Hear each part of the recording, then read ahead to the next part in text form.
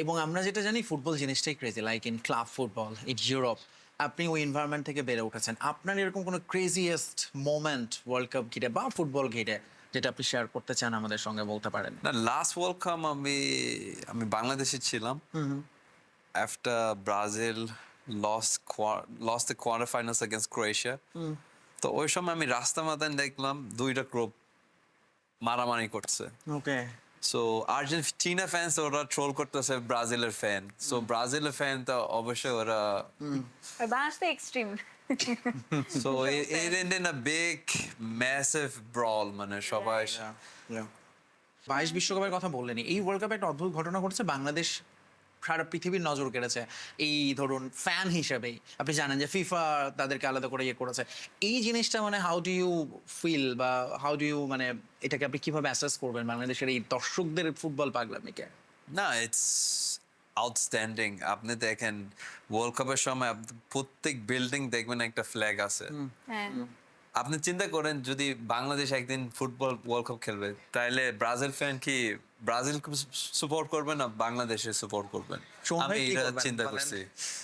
জামাল ভাই প্রশ্নটা করেছে, বাংলাদেশ যদি বিশ্বকাপ খেলে। বাংলাদেশ তো বাংলাদেশ যখন খেলবে তখন তো আসলে এটা তো আমাদের নিজের দেশ, নিজের দল, সেটার সাথে অন্য কোনো দেশের তুলনা হয় না। সাপোর্টিং এখন আমরা যেমন, যেহেতু বাংলাদেশ খেলছে না, তখন আমরা যেমন ক্রিকেট ওয়ার্ল্ড কাপে যখন ক্রিকেট খেলতো না, তখন আমরা অস্ট্রেলিয়া অথবা যখন বাংলাদেশ খেলে তখন তো বাংলাদেশের সাপোর্ট করে। বাট এটা আসলে ডিফারেন্ট বল গেম ডেফিনেটলি।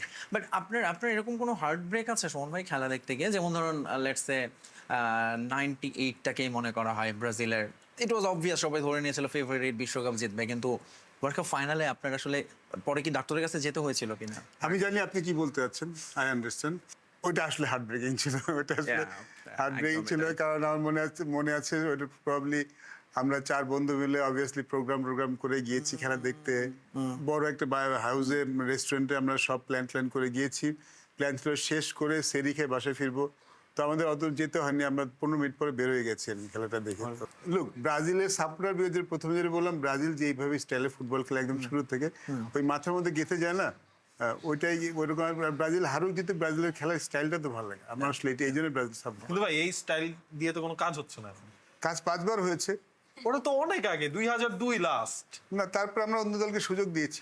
আচ্ছা, অলরাইট, আমরা এই তর্কে ঢুকবো আরেকটু পরে। তার আগে আমরা এই বিশ্বকাপ নিয়ে যেহেতু কথা বলছি, নাবিল, আপনার ভাইয়ের সঙ্গে আপনি যেটি বললেন অভিজ্ঞতা, যেখান থেকে আপনার আর্জেন্টিনায় আসা, এখন কি হয় বা খেলা দেখতে গিয়ে কখনো কি মারামারি হয়েছে দুই ভাইয়ের কথা কাটাকাটি থেকে, এরকম হয়েছে কখনো? না, আসলে 2014 সাল থেকে আমার প্রফেশনাল ক্যারিয়ার শুরু হওয়ার পর থেকে আসলে ভাইয়ার সাথে খেলা দেখাই হয় না। কারণ 14, 18, 2022 তিনটাই হয় অফিস, না হলে ওয়ার্ল্ড কাপটাই কভার করতে হয়েছে।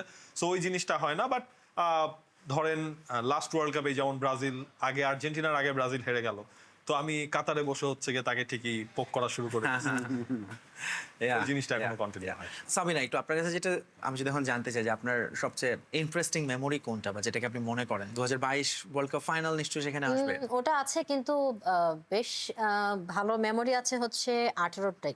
ওই সময় হচ্ছে আমরা ক্যাম্পে ছিলাম, বাফুফে ভবনেই ছিলাম, এবং মোস্টলি হচ্ছে আমাদের ট্রেনিং সেশন থাকতো ভোর 5টা থেকে। এত রাত জেগে খেলা দেখা কোচেদের মানা ছিল, তো অ্যাসিস্ট্যান্ট কোচকে মানিয়ে রাত 11টা 12টা এবং 1টার সময়ও হচ্ছে সবাই গ্রুপ ওয়াইজ চুপি গিয়ে খেলা দেখা। এবং ওই জায়গাটা এমন মোমেন্ট ক্রিয়েট হতো যে আর্জেন্টিনা ব্রাজিল তো ক্যাম্পের ভিতরে অনেকেই আছে, অনেক প্লেয়ার। সো ওই জায়গাটা থেকেও দেখা যাচ্ছে রাত 12টা 1টার দিকে স্যারের রুমে ঝগড়াঝাটি শুরু হয়ে গেছে।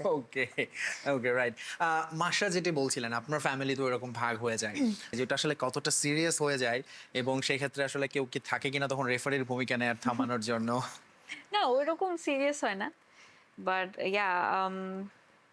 আমার ভাই যেরকম খেলতো ফুটবল দেখতাম, খেলতে যেত, বা PS5, ফিফা, মানে এইগুলোর ক্রেজ দেখেছি আমি। আবার ওইরকম মানে অ্যাভিড ফুটবল ওয়াচার না, বা ফুটবল নিয়ে খুব জার্সি তো লাগে নাকি প্রিয় দলের? জার্সি কালেক্ট করতে হয় তো। জার্সি, হ্যাঁ, মানে প্রত্যেক ওয়ার্ল্ড কাপেই জার্সি পরি, এরকম হয়।